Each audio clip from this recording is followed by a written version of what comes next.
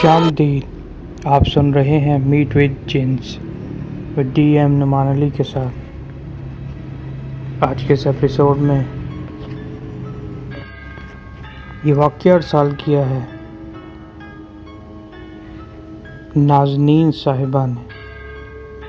وہ اپنا واقعہ شہر لاہور سے ارسال کرتی ہیں اور بتاتی ہیں کہ میرا یہ سچا واقعہ ہے۔ ہم 3 پورشن کے گھر میں رہتے تھے۔ سب سے اوپر والی منزل پر میرے تایا رہتے تھے۔ میرے تایا ذرا ذہنی بیمار تھے، اس لیے میری تائی اپنی اکلوتی بیٹی کو لے کر اکثر میکے گئی رہتی تھی۔ تایا گھر سے اکثر کہیں باہر ہی گھوم پھر رہے ہوتے تھے، تالا لگا کے بھی نہیں جاتے تھے۔ میں ایک دن ان کے کمرے میں چلی گئی، وہاں مجھے عملیات کی ایک کتاب ملی، وہ میں نے شوقیہ پڑھنے کے لیے اٹھا لی۔ یہ بات میرے بھائی کو پتہ تھی۔ میں نے وہ کتاب اسکول بیگ میں رکھ لی تھی۔ مجھے اس کتاب کی سمجھ نہیں آتی تھی، بس یہ معلوم تھا کہ اس کو پڑھنے سے یا عملیات کرنے سے جس چیز کا بھی عمل کروں گی وہ چیز میرے تابع ہو جائے گی۔ ناظرین بتاتی ہیں کہ بھائی نے بات میری امی کو بتا دی۔ مجھے بہت ڈانٹ پڑی اور میں نے وہ کتاب گھر میں جہاں قرآن رکھنے والی الماری تھی اس میں چھپا دی کہ خدا نخواستہ اگر جن نکل آئے تو قرآن کو دیکھ کر ڈر کے بھاگ جائیں گے۔ وہ کتاب رکھی رہی اور میں سیکنڈ ایئر میں آ گئی۔ وہ گزرتا چلا گیا۔ پھر ایک دن میں نے فیصلہ کیا اب جن سے ملاقات کرنی چاہیے۔ اس میں کئی طریقے درج تھے، مختلف قسم کے عملیات کے۔ اس میں نہایت عجیب و غریب عمل تھے، جس میں لکھا ہوا تھا کہ الو کی چربی خریدیں، ہرن کا گوشت منگوائیں اور اس پر یہ عملیات پڑھیں۔ میرے لیے ایسا کام کرنا آسان نہیں تھا،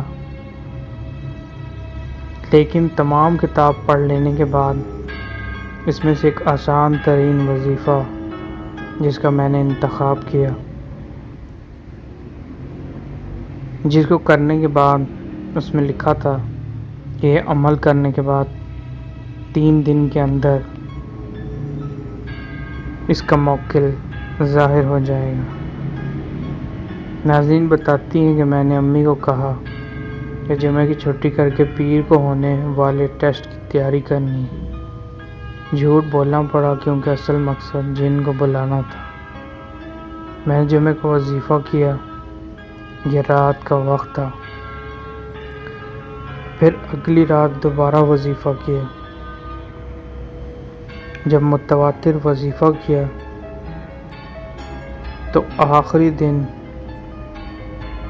غالباً یہ آخری دن تھا کہ اسی رات خواب میں نے دیکھا کہ کوئی خوفناک چیز میرے پاس آنے کی کوشش کر رہی ہے۔ میں نے اس کو روکا پر اس نے تڑاک کر کے ایک زوردار تھپڑ میرے منہ پر رسید کیا۔ تھپڑ رسید کرنے کے فوراً بعد گھبرا کر دہشت سے میری آنکھ کھل گئی۔ جب آنکھ کھلی تو اذان فجر کا ٹائم تھا۔ میرے پاس کوئی بھی موجود نہیں تھا، لیکن اگلے 2 گھنٹے میرے گال میں درد ہوتا رہا۔ میں بہت خوفزدہ ہو گئی۔ اس کے بعد میں نے چوتھے دن اس کتاب کو اسکول جاتے ہوئے ایک بہتے ہوئے نالہ لئی میں پھینک دیا اور اس کے بعد سے توبہ کی۔ اس عملیات کی کتاب کو میں نے اس بہتے ہوئے نالے کے سپرد کر دیا۔ اس کے کچھ عرصے بعد ہی میرے تایا جان کے اوپر جو چیزیں تھیں انہوں نے میرے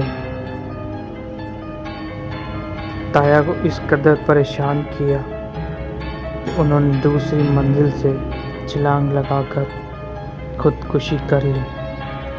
اب میں نہایت افسوس کرتی ہوں کہ شاید میری وجہ سے میرے تایا ابو کی جان چلی ہے۔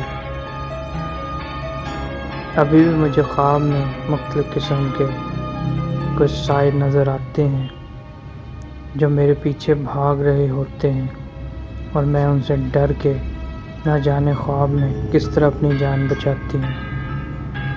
گزرنے والے جتنے بھی حضرات ہیں ان سے میری التماس ہے کہ کبھی بھی اگر آپ کے دل میں ایسی کوئی خواہش پیدا ہو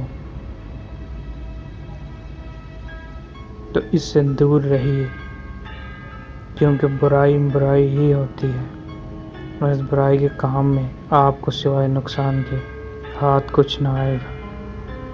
اس واقعے کے ساتھ ہی میٹ وتھ جن سے اپنے ہوسٹ کو اجازت دیجیے۔